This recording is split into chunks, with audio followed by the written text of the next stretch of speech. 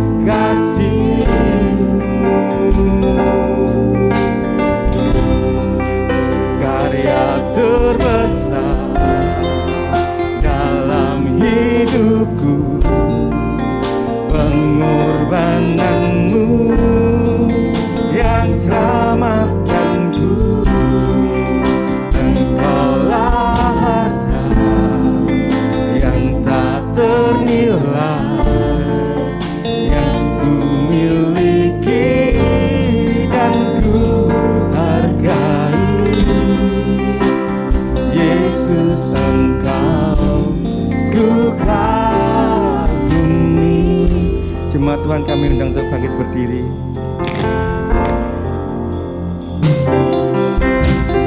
Kasih yang terindah, hati yang mulia, hanya ku temukan di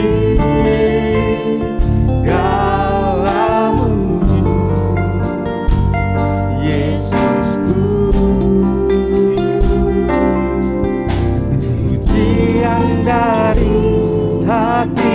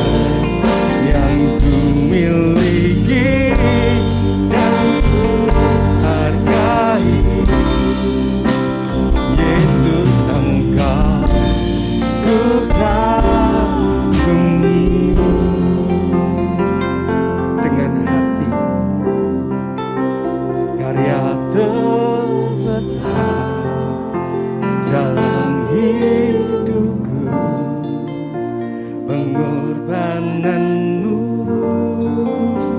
yang selamatkanku. Engkaulah harta yang tak ternilai, yang ku miliki dan ku hargai. Yesus, Engkau ku kagumi. Dengan hati coba rasakan dari atas besar dalam hidupku,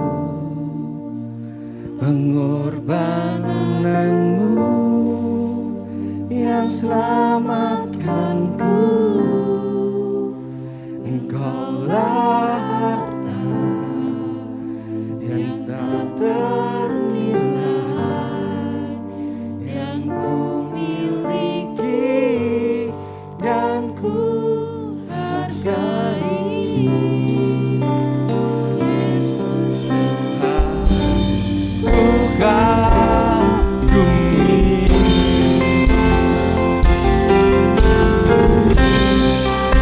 Karya terbesar dalam hidupku, pengorbananmu yang selamatkanku.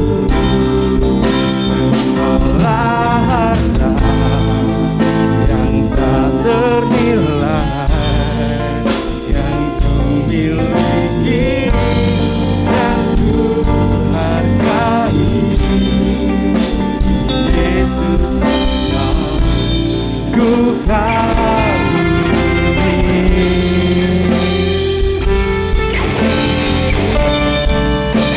Karya terbesar dalam hidupku, pengorbananmu yang selamatkanku.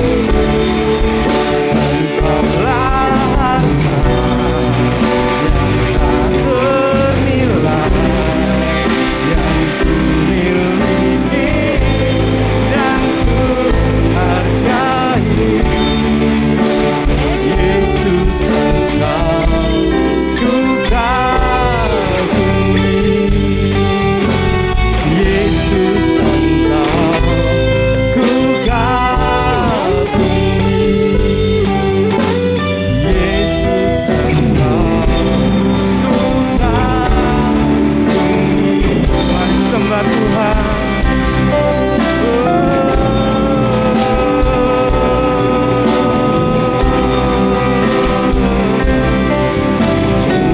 Terima kasih Tuhan, penyertaan-Mu nyata dalam kehidupan kami Tuhan. Tak sedetik pun Kau tinggalkan kami Tuhan. Kami sering melupakan Engkau Tuhan, tapi Kau setia. Terima kasih Tuhan. Haleluya.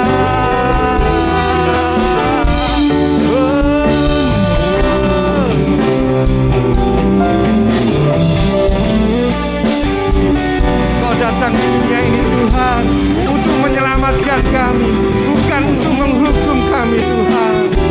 Karya-Mu terbesar,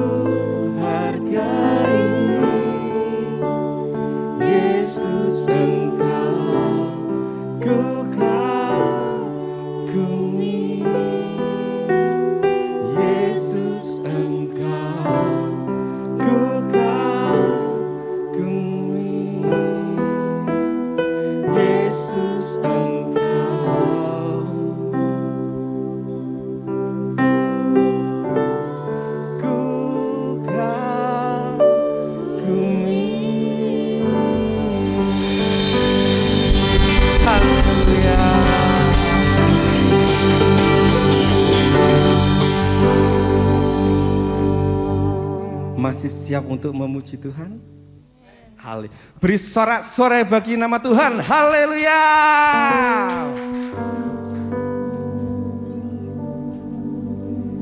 Di waktu kau gembala menjaga dombanya,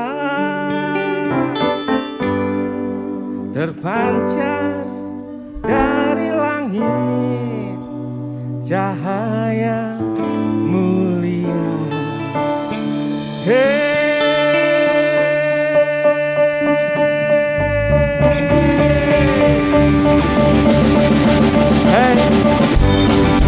Siarkan di gunung dan di mana jua, siarkan di gunung lahirnya Al-Masih.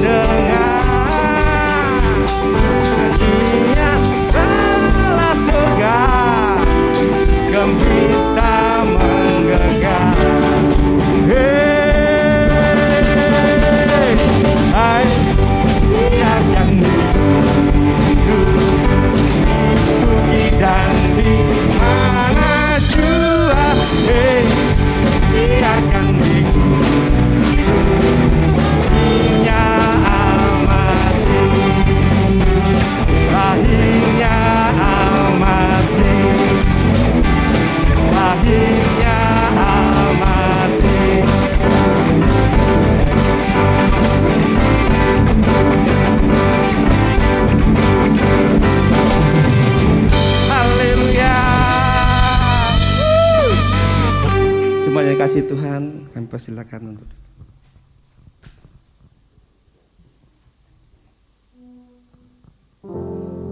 sebelum mendengarkan sebuah kebenaran firman, mari kita pujikan.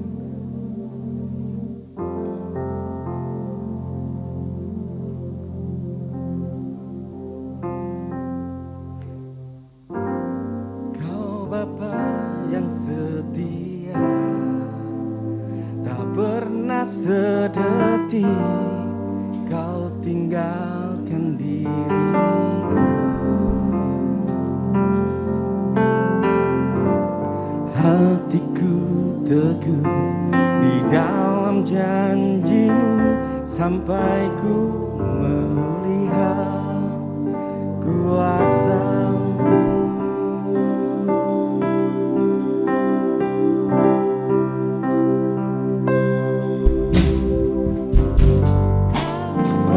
Yang setia, tak pernah sedetik kau tinggalkan diriku.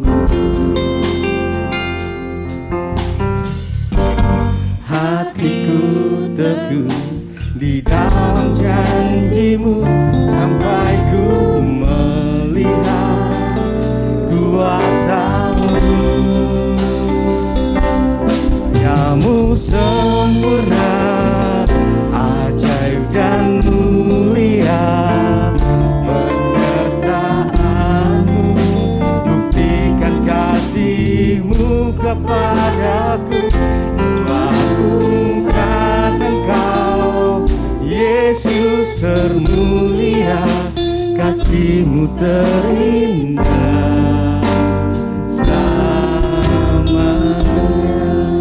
Tuhan, kami undang untuk bangkit berdiri.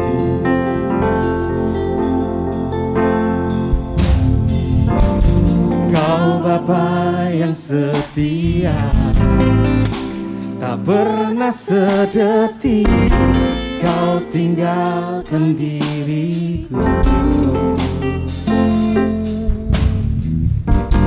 Hatiku teguh di dalam janjimu, sampai ku melihat kuasamu.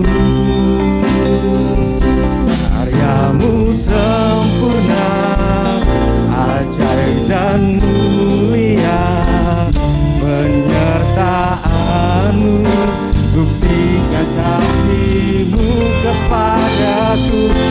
Agungkan Engkau, Yesus termulia, kasih-Mu terindah selamanya. Karyamu sempurna, ajaib dan mulia, penyertaan-Mu buktikan kasih-Mu kepadaku. Agungkan Engkau, Yesus termulia, kasih-Mu terindah selamanya. Dengan hati, karyamu sempurna, ajaib dan mulia, penyertaan-Mu buktikan kasih-Mu kepadaku. Ku agungkan Engkau, Yesus termulia, kasih-Mu terindah selamanya. Karyamu sempurna, karyamu sempurna, ajaib dan mulia, pengorbanan-Mu buktikan kasih-Mu kepadaku. Agungkan Engkau, Yesus termulia, kasih-Mu terindah selamanya. Mari kita mengucap syukur kepada Tuhan karena kasih Tuhan yang mulia. Mari angkat tanganmu. Karyamu sempurna atas hidup kami, Tuhan. Kami yang dulunya tidak punya pengharapan, sekarang punya pengharapan. Kami yang dulunya terhilang, sekarang Kau temukan. Kami mengucap syukur atas keselamatan yang Tuhan beri. Kami mengucap syukur atas hidup yang Tuhan beri. Hidup-Mu sendiri Engkau berikan kepada kami, Tuhan, supaya kami diselamatkan. Terima kasih Tuhan Yesus. Sampaikan isi hati-Mu, kami siap mendengar, hamba-Mu siap memberitakan. Dalam nama Tuhan Yesus Kristus kami berdoa dan mengucap syukur. Haleluya. Amin. Silakan duduk. Shalom. Ya, masih dalam suasana Natal. Saudara, seringkali kita memikirkan peristiwa Natal sebagai peristiwa yang sukacita, ya, sukacita, peristiwa yang sepenuhnya menyenangkan. Peristiwa Natal, peristiwa yang benar-benar ada kegembiraan, ada hadiah, apalagi sekolah minggu itu punya dapat hadiah. Ada yang wah Natal pas Natalan, pergi kemana, itu sukacita sekali. Saudara, kalau kita lihat di dalam Yesaya 9 ayat 5 dikatakan, sebab seorang anak telah lahir untuk kita, seorang putra telah diberikan untuk kita, lambang pemerintahan ada di atas bahunya, dan namanya disebut orang penasihat ajaib, Allah yang perkasa, Bapa yang kekal, Raja damai. Kita sukacita sekali karena ada berita ini. Memang Natal adalah berita sukacita, amin. Tapi coba kita lihat, ada peristiwa apa di balik ayat ini. Mari kita lihat di dalam Yesaya 8,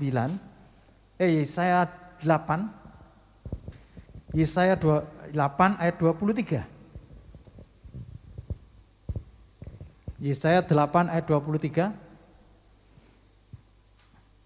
Mari kita baca sama-sama. Bisa ditampilkan? Ya. 1, 2, 3. Tetapi tidak selamanya akan ada kesuraman untuk negeri yang terhimpit itu. Kalau dahulu Tuhan merendahkan tanah Zebulon dan tanah Naftali, maka di kemudian hari Ia memuliakan jalan ke laut, daerah sungai Yordan, wilayah bangsa-bangsa lain. Lanjut di dalam Yesaya 9 ayat yang pertama. Ya, yuk kita baca sama-sama. 1, 2, 3. Bangsa yang berjalan di dalam kegelapan telah melihat terang yang besar. Mereka yang diam di negeri kekelaman, atasnya terang telah bersinar. Lanjut lagi di dalam Lukas 1 ayat 26 sampai 27.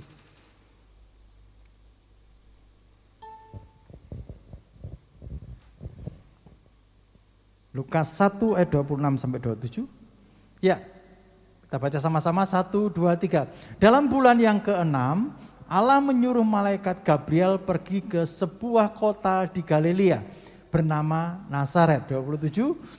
Kepada seorang perawan yang bertunangan dengan seorang bernama Yusuf dari keluarga Daud, nama perawan itu Maria.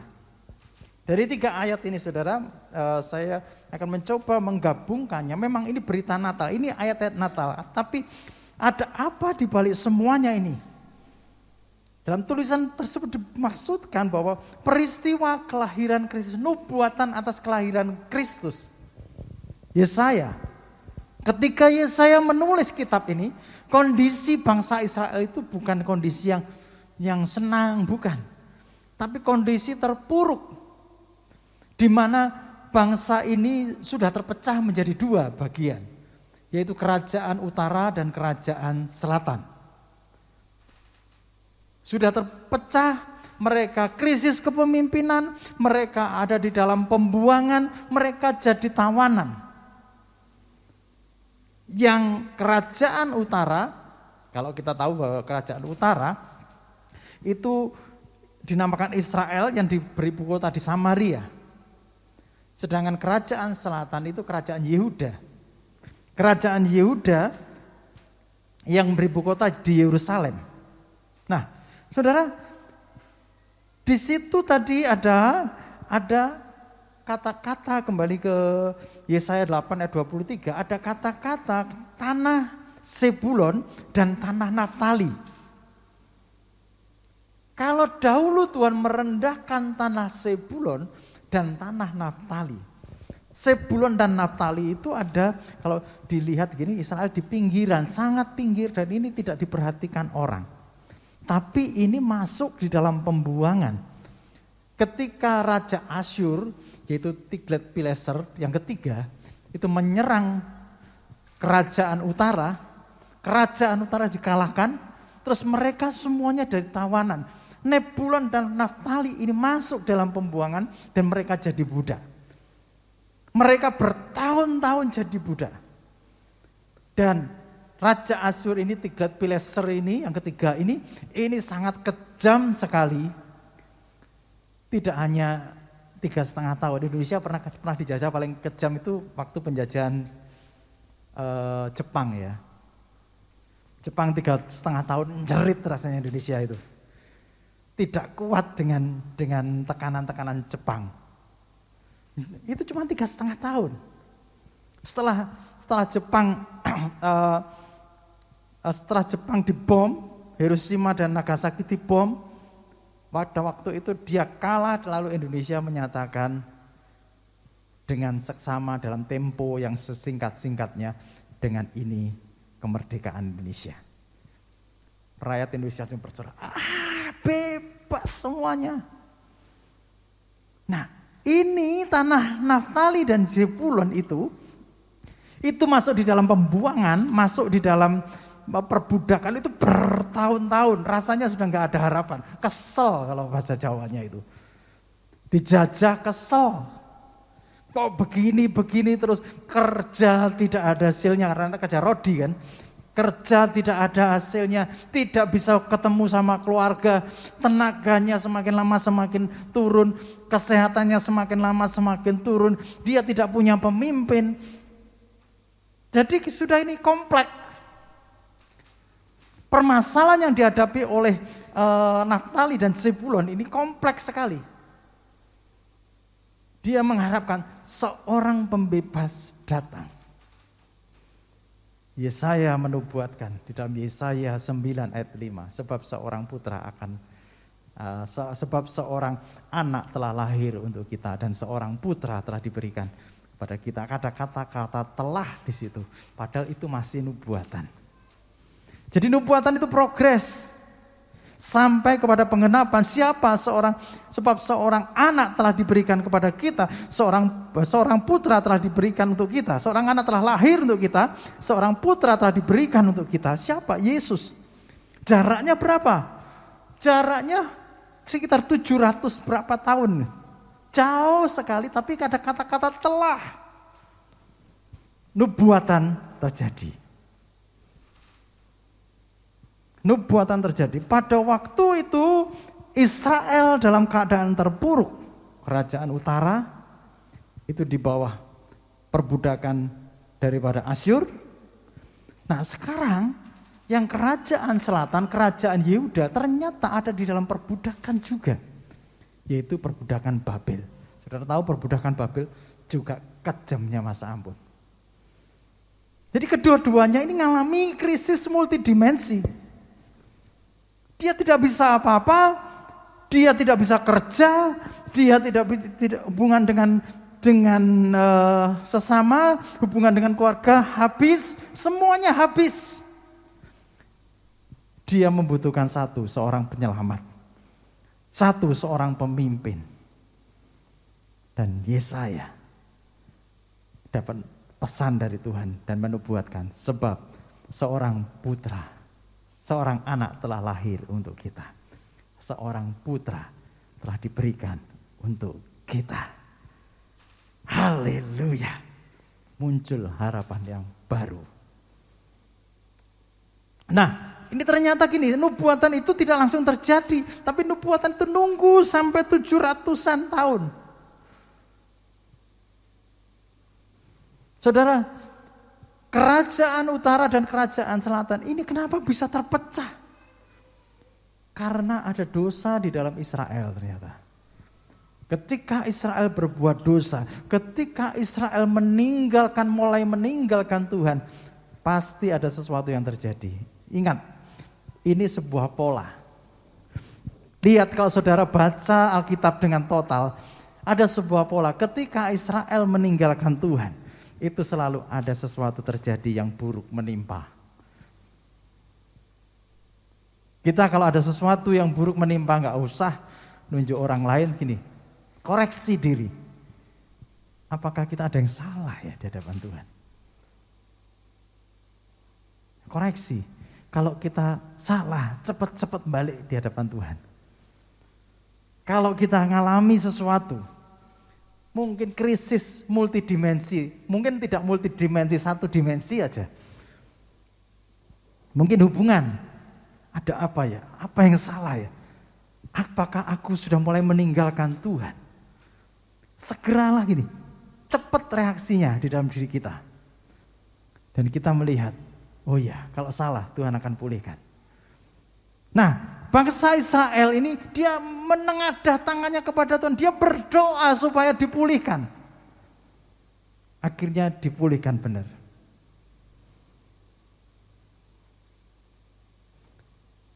Salah satu dari murid Tuhan berkata begini, kapankah engkau memulihkan kerajaan Israel? Yang dimaksud kerajaan itu ya Israel dipulihkan. Kapankah? Pada Tuhan menjawab, aku datang memulihkan. Nah saudara yang kasih di dalam Tuhan, bangsa Israel itu mengalami namanya zaman kegelapan. Kegelapan bukan berarti tidak ada terang ini, tapi kegelapan itu nggak bisa apa-apa. Saudara, kalau saudara mati lampu, bisa apa-apa nggak?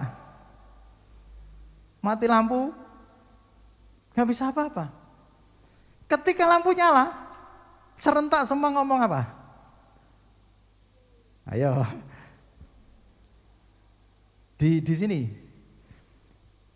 Yang ada di sini lah.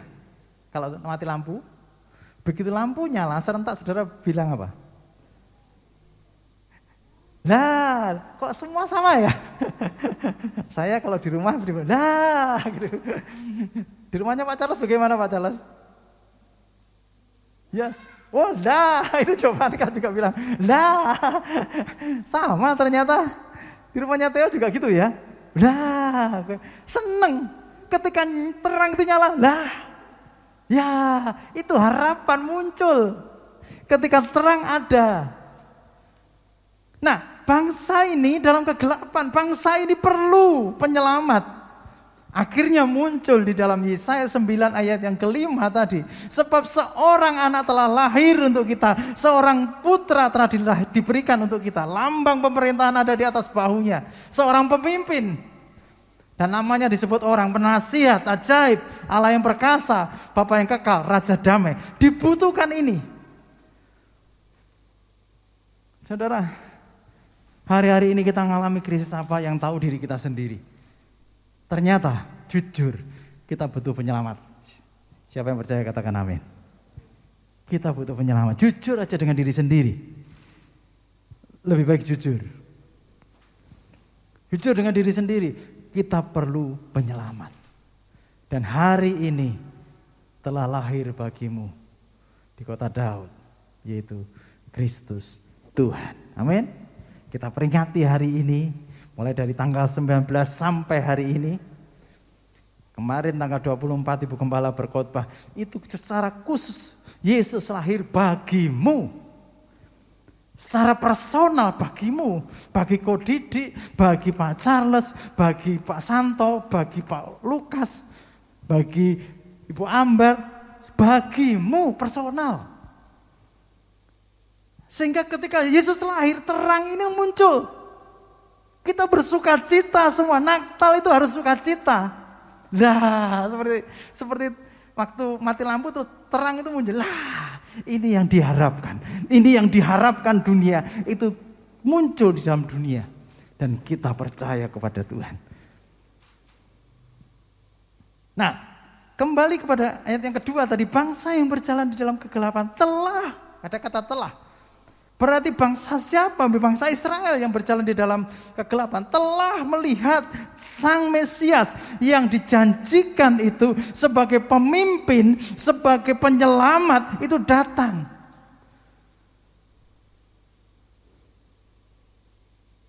Bangsa yang berjalan ke bangsa ini pecah jadi dua. Kerajaan utara dan kerajaan selatan. Bertikai. Kenapa sebenarnya? Sebenarnya ada dosa. Kalau kita belajar Alkitab dengan sungguh-sungguh, sebenarnya awal kenapa kok bangsa ini bisa pecah jadi dua? Karena dosa sebenarnya. Akhirnya kerajaan ini pecah. Setelah kerajaan pecah, nggak bisa ada harapan lagi balik lagi. Hubungan mereka terputus. Berarti mereka krisis hubungan. Mereka tidak bisa bercocok tanam karena mereka seorang budak. Berarti mereka krisis ekonomi. Mereka tidak bisa mengunjungi satu sama lain. Krisis sosial. Krisis multidimensi terjadi. Dan mereka mengharapkan penyelamat. Saudara yang kasih di dalam Tuhan. Kalau kita lihat di sini. Negeri mereka. Kerajaan Yehuda itu dikatakan sebagai negeri yang terhimpit. Naftali dan Yehuda itu direndahkan Tuhan karena dosa. Mereka butuh penyelamat. Mereka butuh Tuhan. Nah, saya merenungkan ayat yang ketiga tadi. Yang kita baca di dalam Lukas 1 ayat 26 sampai 27. Lukas 1 ayat 26 sampai 27. Dalam bulan ke-6 Allah menyuruh malaikat Gabriel pergi ke sebuah kota di Galilea bernama Nazaret. Seorang perempuan yang bertunangan dengan seorang bernama Yusuf dari keluarga Daud dan perawan itu Maria. Saya lihat catatan saya, ada catatan saya tentang hal ini di dalam Lukas ini. Ketika saya belajar, mencoba mencari-cari siapa, kok ada nama di Lukas 1 ayat 26 dan 27. Yang pertama tadi Nazaret ya, 26 ya, coba 26. Ada kata Nazaret. Iya. Di kota Galilea bernama Nazaret. Ya, terus ada lagi Yusuf dan Maria di ayat 27. Siapakah Yusuf dan Maria itu? Kita tahu kan, Yusuf dan Maria adalah orang tua di dunia ini bagi Sang Juru Selamat. Nah, sekarang gini, yang pertama kali Nazaret. Ternyata kota Nazaret itu berada di wilayah Galilea yang dulunya merupakan wilayah Zebulon. Ada Naftali, Zebulon tadi ya. Ternyata Nazaret ini wilayahnya Zebulon. Zebulon berarti kota atau tanah yang direndahkan Tuhan dulu. Saudara pernah ingat kalau saudara baca Alkitab dengan teliti, saudara pernah tahu yang bernama Nathanael. Ketika itu Nathanael berkata, mungkinkah sesuatu yang baik datang dari Nazaret? Nathanael berkata seperti itu, mungkinkah sesuatu yang baik datang dari Nazaret? Karena Nazaret dikenal orang, ini kota yang tidak baik sama sekali. Gak mungkin yang baik itu muncul dari Nazaret. Tapi ingat, Yesus itu disebut orang Nazaret. Sang penyelamat justru datang dari kota yang tidak diharapkan. Dari kota yang sangat-sangat direndahkan orang. Zaman dulu direndahkan Tuhan, dan setelah itu direndahkan orang. Tapi juru selamat lahir di Nazaret. Dari ayat yang pertama tadi di Yesaya 8 ayat 23 itu ada Naftali dan Zebulon. Ternyata Nazaret itu bagian dari Zebulon. Jadi termasuk direndahkan. Nah, ternyata juru selamat justru lahirnya di kota ini. Ini yang tentang Nazaret. Yang kedua, siapakah Yusuf, siapakah Maria? Lukas itu mencatat bahwa Maria itu berasal dari keturunan Daud. Ya betul ya. Tadi Lukas 1 ayat 27. Lukas 1 ayat 27. Seorang perawan bertunangan dengan seorang dari Yusuf bernama Yusuf dari keluarga Daud. Seorang perawan yang bertunangan dengan seorang bernama Yusuf dari keluarga Daud. Yusuf berasal dari keluarga Daud. Nah, coba di sini ternyata Yusuf berasal dari keturunan Daud yang juga tinggal di Nazaret. Yusuf memiliki kekasih namanya Maria, tinggalnya juga sama di Nazaret juga. Nah, ternyata setelah diselidiki, saya baca ensiklopedi, Maria ini berasal dari keturunan dari kerajaan utara. Kerajaan utara tadi, masih ingat? Kerajaan utara Israel yang beribu kota di Samaria. Ini Maria. Diurut-urut dasarnya dari sini. Kalau saya kemarin baca dari ensiklopedi, ternyata Maria itu dari kerajaan utara. Dan lihat di sini, Yusuf itu dari kerajaan selatan ternyata. Dari Israel yang beribu kota di Yerusalem. Jadi Maria dan Yusuf bertemu, bertunangan begini, artinya ini kerajaan utara dan kerajaan selatan ini mulai menjadi satu, yang akhirnya melahirkan juru selamat yang mempersatukan. Di kota mana? Di kota Nazaret, yang tidak mungkin bagi Allah tidak mustahil. Poinnya di sini, saudara. Rasanya tidak mungkin kerajaan Israel itu yang kerajaan utara dan selatan itu bersatu, nggak mungkin. Tapi disatukan oleh Tuhan Yesus yang memperdamaikan semuanya. Ternyata Yusuf itu dari kerajaan selatan dan Maria dari kerajaan utara. Jadi kerajaan utara dan kerajaan selatan bersatu melahirkan. Ini benihnya bukan dari mereka, tapi benihnya dari kudus. Tapi mereka jadi orang tua daripada Yesus sang juru selamat. Aneh kan ini? Ketika saya renungkan bahwa Tuhan itu datang, memang benar Tuhan itu memulihkan segala sesuatu. Yang percaya katakan amin. Tadi dikatakan bahwa kerajaan utara dan kerajaan Allah, dan kerajaan utara dan kerajaan selatan itu mengalami krisis multidimensi. Ternyata Tuhan memulihkan semuanya. Jadi pelajaran hari ini saudara, apapun krisis saudara, ketika saudara sambut Dia, Tuhan akan memulihkan krisis saudara. Amin. Amin. Bagi Tuhan tak ada yang mustahil. Bagi Tuhan tak ada yang tak mungkin. Mujizatnya disediakan bagiku, ku diangkat dan dipulihkannya. Pak Hari, sudahlah, saya ini nggak mungkin krisis saya diselesai.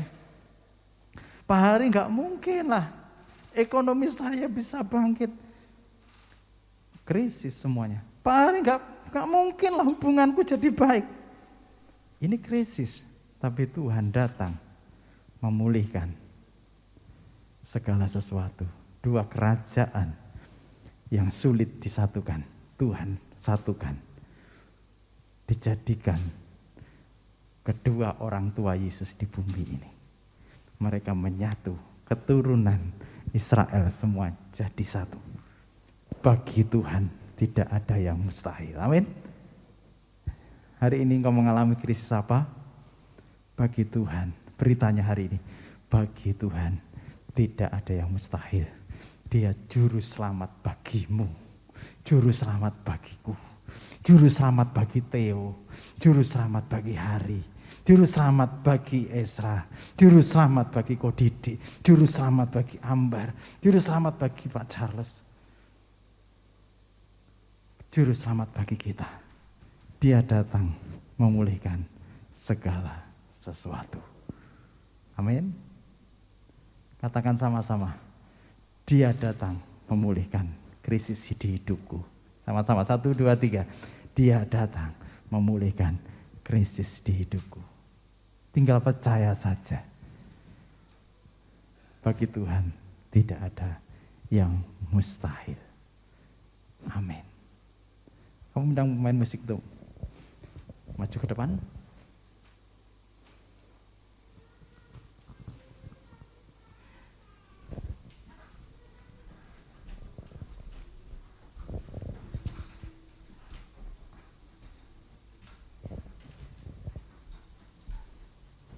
Mari kita bangkit berdiri sama-sama. Ku yakin saat kau berfirman, ku menang saat kau bertindak. Hidupku hanya ditentukan oleh perkataan.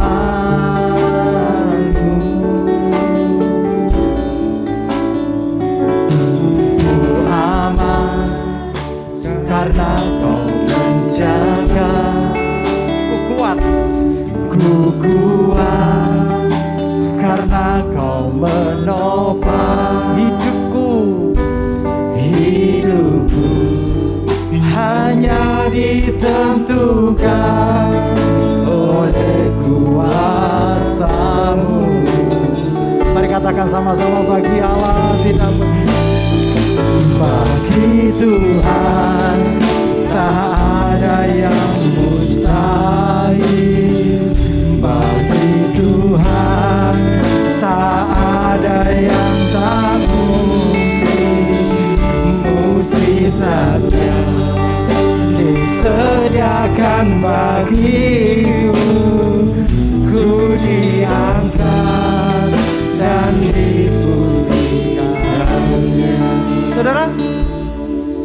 krisis di dalam hidupmu, bagi Tuhan tidak ada yang mustahil. Naftali dan Zebulon itu sangat direndahkan. Waktu itu direndahkan Tuhan karena dosa, dan akibatnya direndahkan orang juga. Sampai Nathanael berkata, tidak mungkin yang baik keluar dari Nazaret. Tapi bagi Tuhan tidak ada yang mustahil. Kerajaan utara dan selatan tidak mungkin bersatu, tapi Tuhan menyatukan lewat kehadiran orang tua di dunia. Bagi Tuhan tidak ada yang mustahil. Dia memulihkan segala sesuatu. Itu disediakan Tuhan bagimu. Itu juru selamat. Siapa yang perlu pertolongan Tuhan? Angkat tanganmu. Bagi Tuhan tak ada yang mustahil. Yakinlah. Bagi Tuhan tak ada. Bahwa bagi Tuhan tidak ada yang tidak mungkin.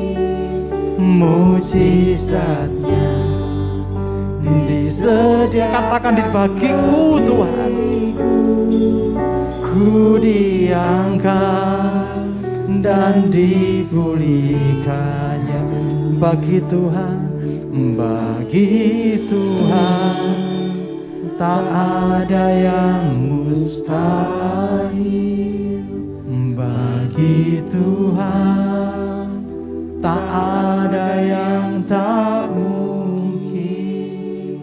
Mujizatnya disediakan bagiku, ku diangkat dan dipulihkannya.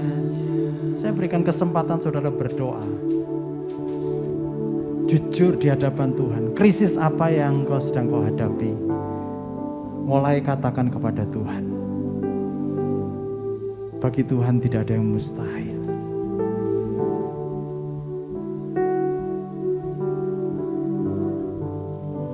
Berserulah kepada Tuhan.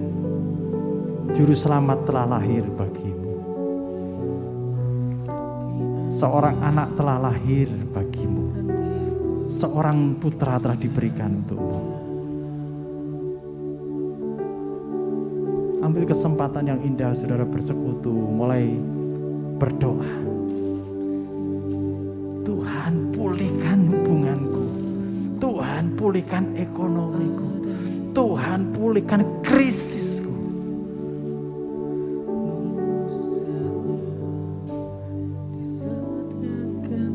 Tuhan baik.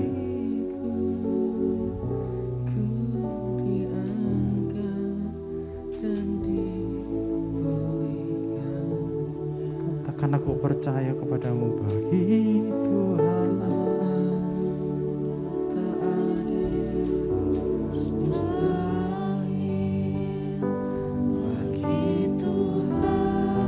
Kami minta Bu Gembala berdoa.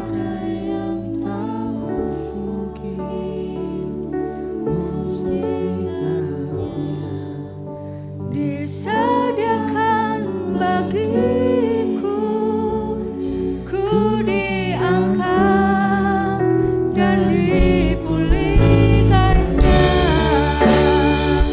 Bagi Tuhan tak ada yang mustahil.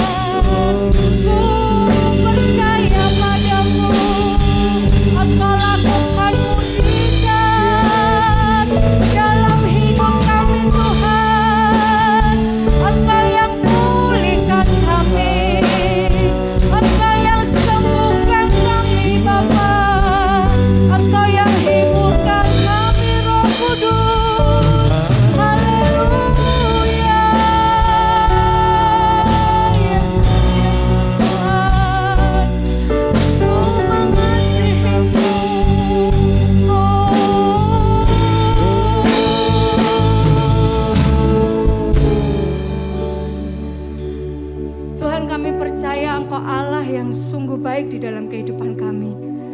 Kami percaya hari ini Tuhan, Engkau melihat setiap kami dan hati Tuhan jauh lebih besar dari keinginan kami untuk kami mengalami pemulihan. Kami tahu pikiran Tuhan itu sedang memikirkan kami. Dan hari ini Tuhan, biarlah berita Natal ini menjadi sebuah kekuatan yang baru bagi kami. Seperti Tuhan menjumpai para gembala, seperti Tuhan memberi tugas kepada Maria, seperti malaikat yang mendampingi Yusuf di tengah-tengah kebimbangannya. Kami mau Tuhan, hari ini kami melangkah pasti bersama dengan Engkau. Bagi Tuhan tidak ada yang mustahil. Apapun yang kami dengar hari ini, apapun yang kami lihat, dan itu membuat Tuhan kami kelihatannya kecil. Kami mau perkatakan di dalam nama Tuhan Yesus Kristus, segala masalah kami bisa hadapi, kami bisa selesaikan. Sebab bagi Tuhan tidak ada yang mustahil. Kami mau berkata di dalam nama Tuhan Yesus Kristus, aku bisa berdiri, aku bisa kuat, aku bisa menghadapi semuanya. Karena aku punya Tuhan yang luar biasa. Tuhan yang mengatasi segala kemustahilan. Terima kasih Tuhan, biarlah karya Roh Kudus terus bekerja di dalam kehidupan anak-anak-Mu. Buat kami menjadi penyembah-penyembah-Mu. Bahkan di saat kami tidak bisa berpikir, tidak bisa kami mengambil keputusan, kami tahu di saat itulah kami perlu Engkau Tuhan. Kami perlu hadirat-Mu dan kami mau terus tinggal di dalam hadirat-Mu. Berkati setiap anak-anak-Mu hari ini Tuhan. Biarlah Tuhan hidup kami adalah hidup yang terus menyembah kepada Tuhan. Dan kami akan lihat bagaimana Tuhan bekerja dengan luar biasa. Meteraikan kebenaran firman-Mu hari ini. Dan kami percaya kuasa Roh Kudus mengingatkan bagian-bagian kecil dari hidup kami, dari setiap pikiran kami, kehendak kami yang tidak sesuai dengan kehendak Kristus, itu boleh diingatkan dan kami mau dimerdekakan. Kami mau menjadi pelaku-pelaku kebenaran firman Tuhan. Di dalam nama Tuhan Yesus Kristus kami berdoa dan mengucap syukur. Haleluya. Amin. Mari kita akan tetap mengangkat tangan kita di hadapan Tuhan. Kita terima berkat daripada Tuhan. Hadirlah Engkau di dalam hidup kami mengundang Engkau setiap saat di dalam hidup kami. Engkau juru selamat kami. Engkau yang memberikan kemenangan bagi kami. Saudara-saudara kasih di dalam Tuhan, mari kita pulang bersama-sama dengan membawa berkat daripada Tuhan. Diberkatilah hidupmu, diberkatilah pekerjaanmu, apa yang kau lakukan dengan jerih payah tanganmu. Tuhan yang membuatnya berhasil. Tuhan memberkati hidup pernikahanmu, Tuhan memberkati buah kandunganmu, Tuhan memberkati anak-anakmu. Kiranya kasih karunia daripada Tuhan Yesus Kristus dan kasih Allah serta persekutuan Roh Kudus menyertai kehidupanmu mulai hari ini sampai selama-lamanya. Di dalam nama Tuhan Yesus Kristus semua yang diberkati Tuhan, mari katakan sama-sama amin. Karya terbesar dalam hidupku, pengorbananmu yang selamatkanku, engkaulah yang tak ternilai, yang ku miliki dan ku hargai.